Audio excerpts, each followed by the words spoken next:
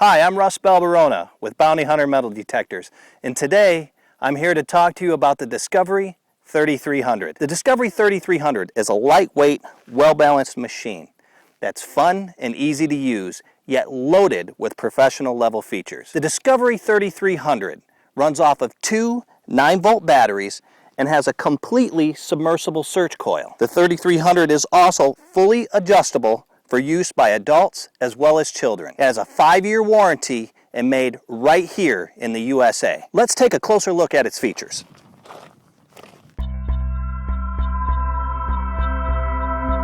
Let's take a look at the nomenclature for the Discovery 3300. The control box is the brain of this machine. It also contains a battery compartment and is equipped with a 1/4-inch headphone jack. Take care to keep the control box out of water if you intend on hunting in wet environments. The Discovery 3300 has two rods, an S rod for comfortable hand and arm position and a lower rod. To ensure a secure fit of the two rods, the Discovery 3300 is equipped with a locking collar and internal cam lock. The Discovery 3300's armrest is adjustable for comfortable use for most any individual. The search coil is fully submersible for shallow water hunting. Press the power touchpad. The detector will beep 4 times, and all display segments will illuminate momentarily. The sensitivity on the left and battery on the right indicators will stay illuminated. The sensitivity bar is also the coin depth indicator. The default setting for sensitivity is 4 bars. At this setting, the detector will detect a coin-sized object, such as a quarter, buried approximately 7 inches deep. To change the sensitivity level, and thus the detection depth, press the sensitivity up or down touchpads. Keep in mind that at higher sensitivity levels, the detector is susceptible to electromagnetic interference from electronic devices. Reduce sensitivity if the detector emits false signals or acts erratically. The Discovery 3300 defaults to all metal mode after power-up. The probable depth of all types of metals will be detected. An object's probable identification is indicated by the arrows at the top of the display, as well as a numerical target ID that corresponds with the arrow. In addition, the probable depth of coin-sized objects is indicated by the rectangular segment indicators on the left side of the display.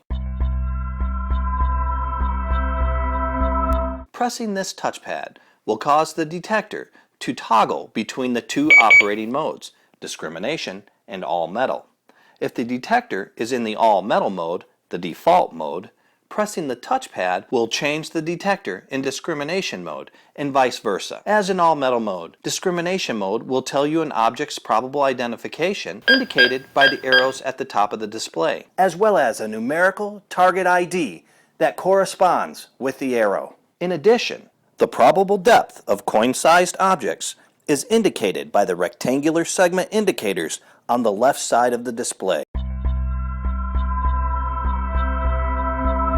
Discrimination is used to eliminate unwanted objects from detection. To enter this mode from all metal mode, press the discrimination all metal touchpad.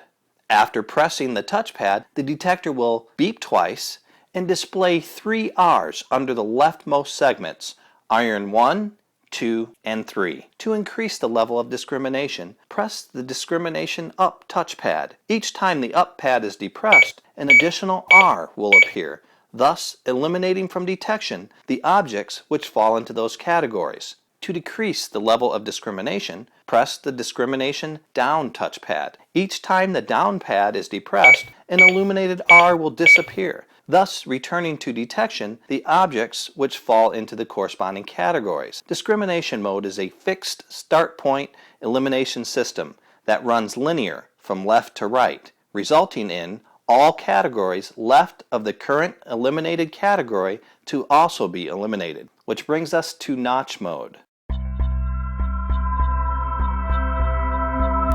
The notch touchpad causes the status of an R or rejected segment to toggle between on and off. Press notch. A flashing R will appear under the iron segment. Press the discrimination up touchpad several times. Notice that the R moves upon each press of the discrimination up touchpad. Press notch again. The flashing R will become permanently illuminated, while objects that fall into target categories to the left of the rejected category remain detectable.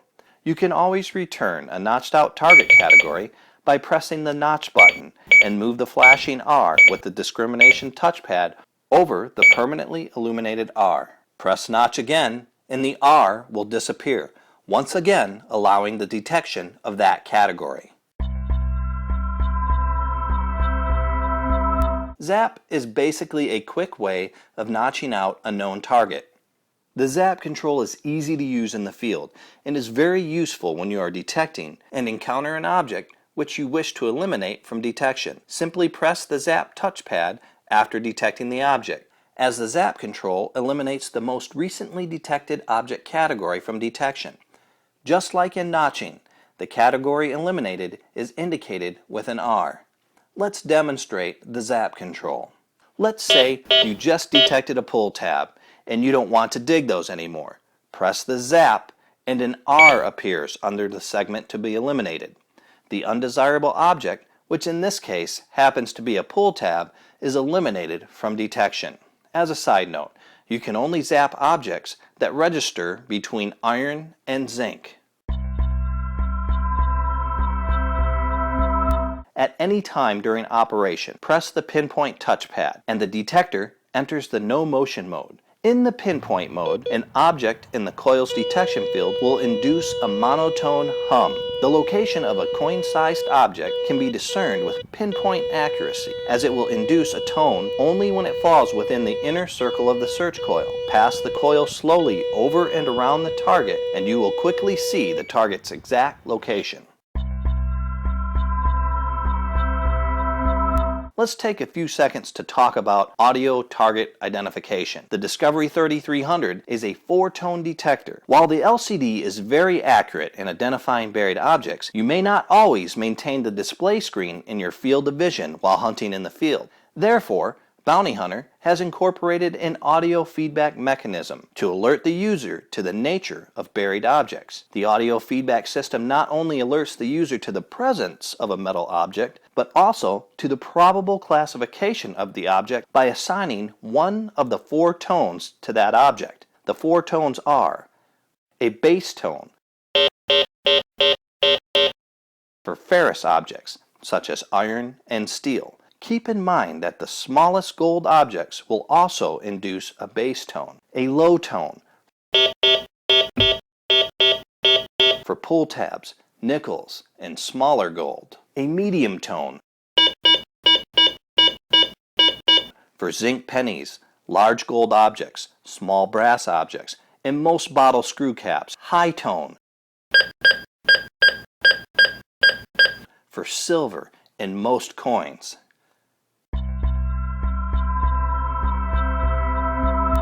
The depth indicator is indicated in inches and is calibrated for coin-sized objects. Large and irregularly shaped objects will yield less reliable depth readings. When passing over an object, the depth indicator will light up and stay illuminated until another object is scanned. It is necessary to ground balance your detector. This ground balancing adjustment offsets the effects of minerals and salts in the ground. To ground balance your detector, use the all metal mode to find a patch of ground which is free of metal objects. The presence of any metal objects in this area will interfere with this procedure.